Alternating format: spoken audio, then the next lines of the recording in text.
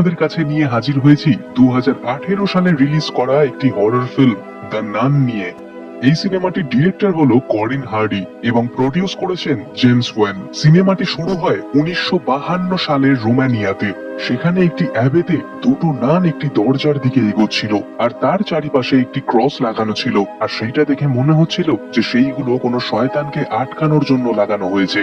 আর সেইখানে একটি দরজায় ল্যাটিন ভাষায় লেখা ছিল ফ্লেনেটিক ডিও, যেটার মানে ছিল যে ঈশ্বরের স্বাদ এতটাই। তাদের মধ্যে একটি নান একটা চাবি নিয়ে সেই দরজার ভেতর প্রবেশ করে আর বলে যে ঈশ্বরের উপর ভরসা রাখো, আর বাইরে দাঁড়িয়ে থাকা নান প্রার্থনা করতে থাকে। কিছুক্ষণ পরেই যেই নানটি ভেতরে গেছিল সে রক্তাক্ত অবস্থায় বেরিয়ে আসে, আর চাবিটি বাইরে দাঁড়িয়ে থাকা নানের হাতে দিয়ে বলে যে তোমার জানা আছে কি করতে হবে, কোন রকম ভাবে সে যেন তোমায় ধরতে না পারে, কারণ তার শুধু একটা শরীরের প্রয়োজন। আর তখনই একটি অদৃশ্য শক্তি সেই নানটিকে ভেতরে টেনে নেয়, আর সেই বাইরে দাঁড়িয়ে থাকা নানটি চাবি নিয়ে দৌড়ে সেখান থেকে পালিয়ে যায় এবং ঈশ্বরের কাছে ক্ষমা চেয়ে সুইসাইড করে নেয়। আর তার পিছনে একটি শয়তানি শক্তিকে দেখানো হয় এবং সেইটাকে হুবাহু একটি নানের মতন দেখতে ছিল। পরের দিন সকালে একটি ব্যক্তিকে দেখানো হয় যার নাম ফ্রেঞ্চি ছিল, আর সে অ্যাবেতে থাকা নানসদের সবজি সাপ্লাই করত। আর তখনই সে একটি নানের লাশ সেখানে দেখতে পারে, যেটাকে কিছু কাকেরা মিলে খুঁটে খুঁটে খাচ্ছিল। এরপরে ভ্যাটিকান সিটিকে দেখানো হয়, সেখানে ফাদার বিশপের সাথে কথা বলছিল। সেইখানে তাদেরকে বলা হয় যে রোমানিয়ার অ্যাবেতে একটি নান সুইসাইড করে নিয়েছে, আর সেইটাকে ইনভেস্টিগেট করতে তাদেরকে সেখানে যেতে হবে।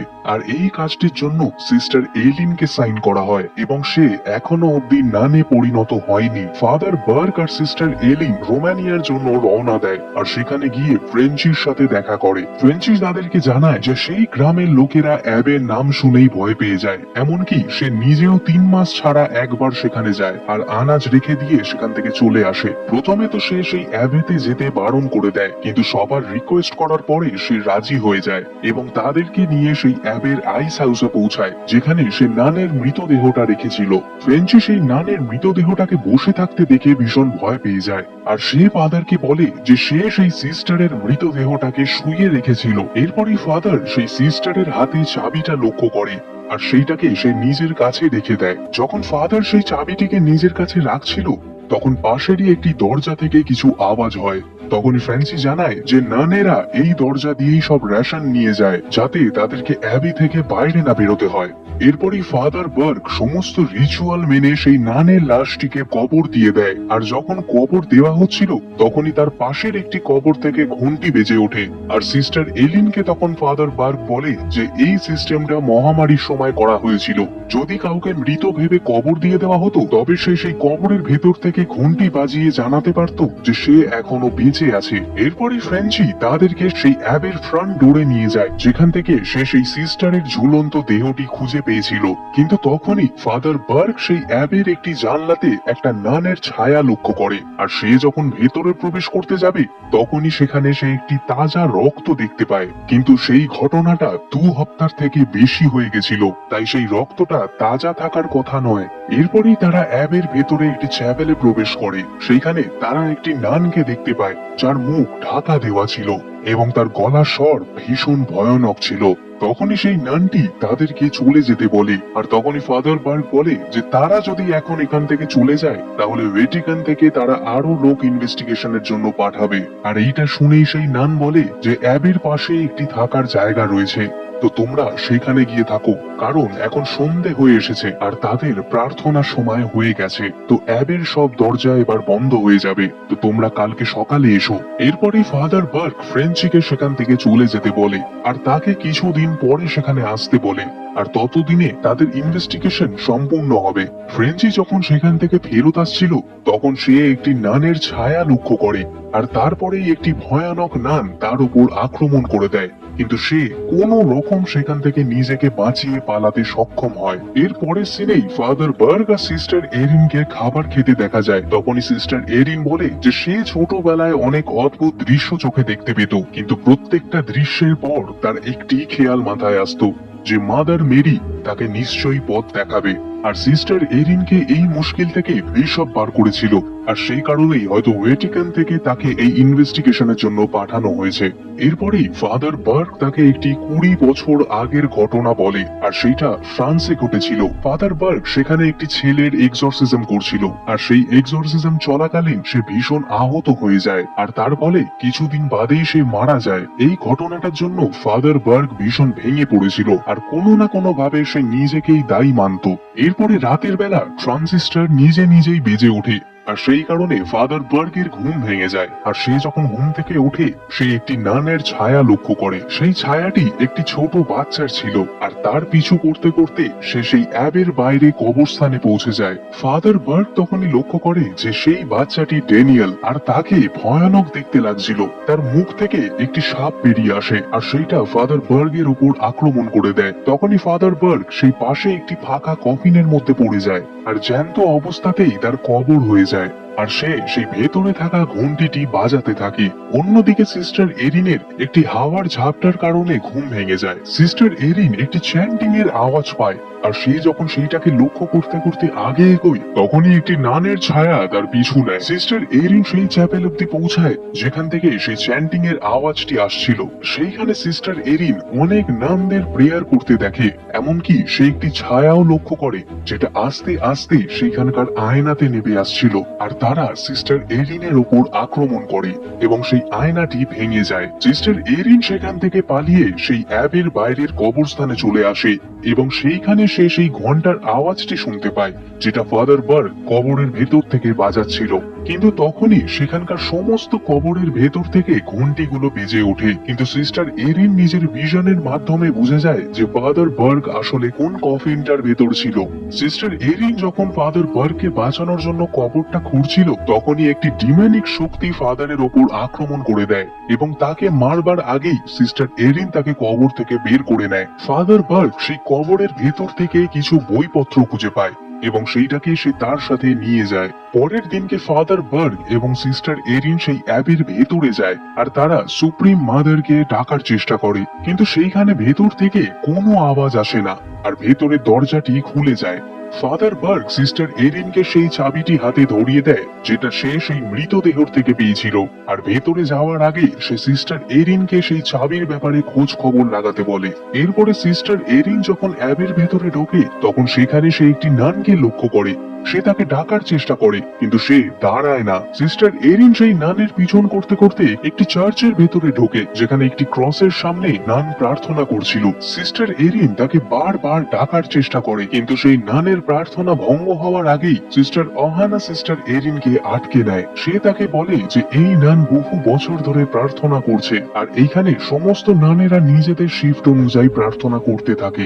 এরপরে সিস্টার ওহানা সিস্টার এরিনকে সেখান থেকে নিয়ে চলে যায়। এরপরই ফ্রেঞ্চিকে দেখানো হয় যে একটি বারে ড্রিঙ্ক করছিল, আর সেখানের একটি লোক তাকে বলে যে লুকা নামের একটি লোকের 12 বছরের একটা মেয়ে ছিল আর সে সুইসাইড করে নিয়েছে। সেই বাড়ির ওনার ফ্রেঞ্চিকে বলে যে তার মেয়ের মৃত্যু এবং এই গ্রামে যা যা মৃত্যু ঘটছে সেই সব কিছু ঘটছে ওই অভিশপ্ত অ্যাবের কারণে। আর তখনই ফ্রেঞ্চির অনুভূতি হয় যে ফাদার বার্গ এবং সিস্টার এরিনের হয়তো সেখানে কোনো বিপদ হতে পারে, আর সেই কারণেই সে সেই বাড়ির একটি বন্দুক নিয়ে তাদের বাঁচাতে রওনা দেয়। এর পরের সিনে ফাদার বার্গ সেই কবর থেকে পাওয়া বইগুলো পড়ছিল, আর তার মধ্যে সে ওয়ালাক্কার ব্যাপারে দেখতে পায়। আর তখনই সেই অ্যাবের দরজাটা বন্ধ হয়ে যায় যেটা দিয়ে সিস্টার এরিন প্রবেশ করেছিল। অন্যদিকে সিস্টার এরিন সিস্টার ওহানাকে রিকোয়েস্ট করে যে সে যেন অন্তত এই অ্যাবের হিস্ট্রিটা তাকে বলে।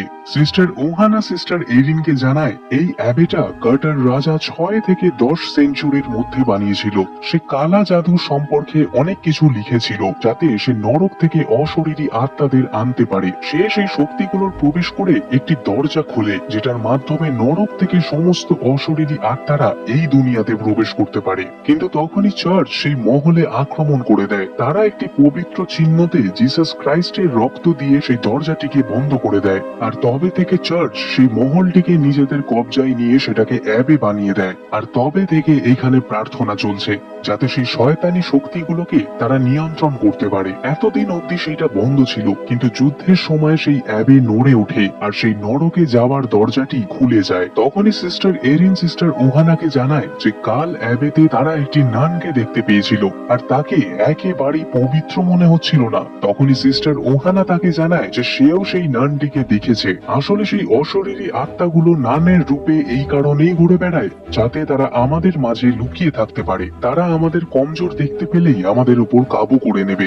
সিস্টার ওহানা তখনই সিস্টার এরিনকে জানায় যে সেই অশরীরী আত্মাটির সম্পর্ক সেই নরকের দরজার সাথে নিশ্চয়ই হবে। তার এটাও মনে হয় হয়তো এই কারণেই সিস্টার ভিক্টোরিয়া সুইসাইড করেছে। কিন্তু তখনই সেখানে একটি নান এসে তাদেরকে থামিয়ে দেয়। সে সিস্টার ওহানাকে বলে যে তাদের এবার প্রার্থনার সময় হয়েছে আর সিস্টার এরিনকে এবার সেখান থেকে যেতে হবে। কিন্তু সিস্টার ওহানা তখন জানায় যে সমস্ত দরজা এবার বন্ধ হয়ে গেছে, তাই আজ রাতটা সিস্টার এরিনকে এইখানেই কাটাতে হবে। এরপরে সিস্টার ওহানা সিস্টার এরিনকে একটি ঘরে নিয়ে যায় এবং সেইখানে তাকে ঢুকিয়ে দরজাটি বাইরে থেকে বন্ধ করে দেয়। অন্যদিকে ফাদার বার্গ সেই অ্যাবের নকশাটা দেখছিল এবং সেইটা দেখতে দেখতে সে সেই নরকের দরজা অব্দি গিয়ে পৌঁছায়। তখনই ফাদার বার্গ সুপ্রিম মাদারের আওয়াজ পায় আর সে তার কাছে গিয়ে বলে যে এই অ্যাবেতে কিছু একটা গন্ডগোল চলছে আর সে তাকে সেই চাবির ব্যাপারেও জিজ্ঞাসা করে। কিন্তু তখনই সুপ্রিম মাদার তাকে জানায় যে এই সবের আর কোনো লাভ নেই, এমনকি সিস্টার এরিনও আর তার কাছে ফেরত আসবে না।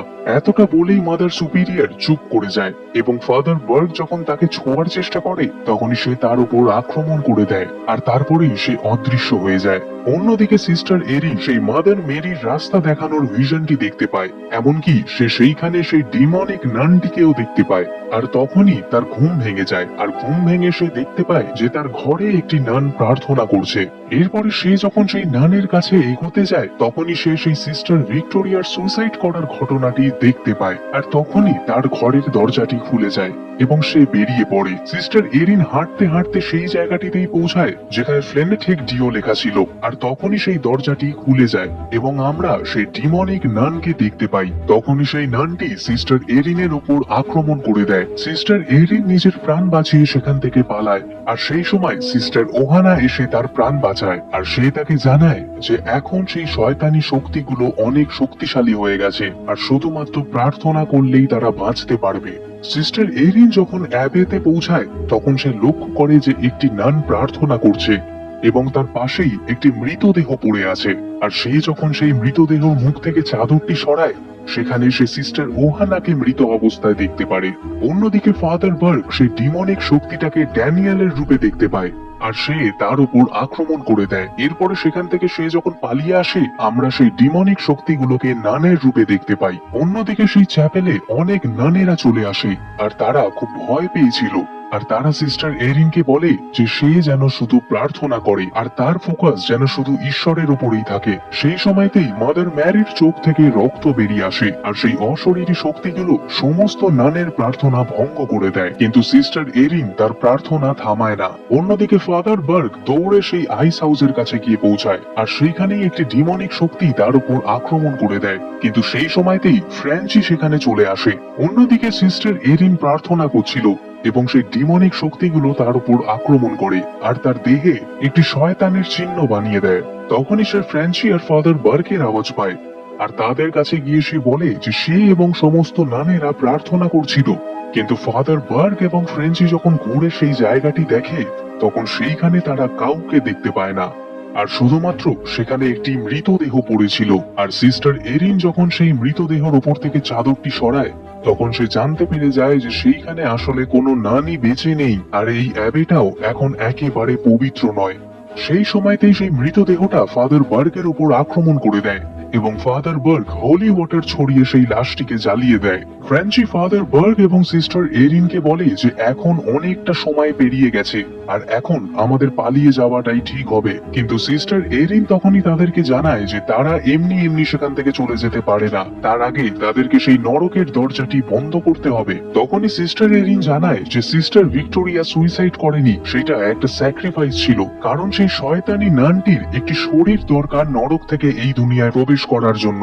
সিস্টার এরিন তাদেরকে জানায় যে তাদেরকে এবার সেই পবিত্র চিহ্নটিকে খুঁজতে হবে যেটার মধ্যে জিসাস ক্রাইস্টের রক্ত রয়েছে। ফাদার বার্গ তখনই তাকে জিজ্ঞাসা করে যে সেই চিহ্নটি তারা কোথায় পাবে। সিস্টার এরিন তখনই বলে যে মাদার সুপিরিয়রের লাশ একটি কেবিনে পাওয়া গেছিল আর সে সেই কেবিনটা অব্দি যাওয়ার রাস্তা জানে। কিন্তু সিস্টার এরিন তখনই বলে যে তাদেরকে এবার শপথ নিতে হবে, কারণ তারা এখন জেনে গেছিল যে তারা যেই ভিশনটি দেখতে পাচ্ছে সেটা ঈশ্বরের কারণেই দেখতে পাচ্ছে, আর সেই কারণেই সে তার বাদ বাকি জীবনটা ঈশ্বরের নামেই করে দিতে চায়। এইটা শুনেই ফাদার বার্গ রাজি হয়ে যায় আর সিস্টার এরিন নানের শপথ নিয়ে নেয়। আর তারপরেই তারা সেই বেসমেন্ট কেবিনের দিকে রওনা দেয় এবং তারা চলতে চলতে সেই জায়গাটিতে পৌঁছায় যেখানে মাদার মেরির মূর্তি ছিল, আর সেই মূর্তিটি একটি নির্দিষ্ট দিশার দিকেই পয়েন্ট করছিল। ফাদার বার্গ তখনই সিস্টার এরিনকে বলে যে এইটা তোমার সেই ভিশনটা যে তোমাকে রাস্তা দেখাচ্ছে। তখনই তারা সেই দিশাতে একটি দরজা দেখতে পায় আর সিস্টার এরিন সেই চাবিটা দিয়ে দরজাটি খোলে।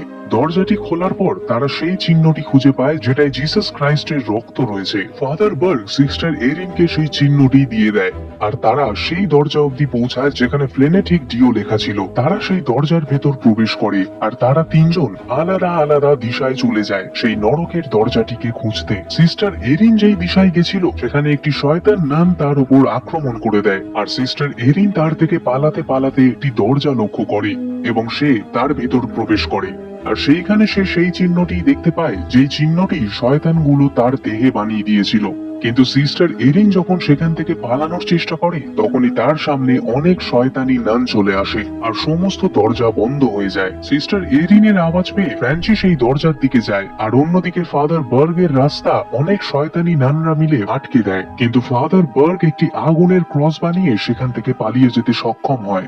অন্যদিকে ফ্রান্সি যখন সেই দরজার ভেতর প্রবেশ করে সেখানে সে অনেক শয়তানি নান দেখতে পায় আর তাদের মাঝে সিস্টার এরিন ছিল আর তাকে সেই শয়তান নান পজেস করে নিয়েছিল। সেই ডিমনিক নানগুলো ফ্রেঞ্চির ওপর আক্রমণ করে দেয়, কিন্তু ফ্রেঞ্চি সিস্টার এরিনের গলা থেকে সেই পবিত্র চিহ্নটি নিয়ে সেই জিসাস খ্রিস্টের রক্তটি সিস্টার এরিনের মুখে লাগিয়ে দেয় আর ডিমন নান তখনই সিস্টার এরিনের শরীর ছেড়ে দেয় আর তারপরে সেই নানটি ফ্রেঞ্চির ওপর দ্বিতীয়বার আক্রমণ করে। এরপরে সিস্টার এরিন যখন ফ্রেঞ্চিকে বাঁচানোর চেষ্টা করছিল তখন সেই ডিমন নানটি সিস্টার এরিনকে তার শক্তি দিয়ে একটি অন্য ঘরে ছুড়ে ফেলে দেয়। সিস্টার এরিন যেই ঘরে গিয়ে পড়ে সেইখানে অনেক জল ছিল।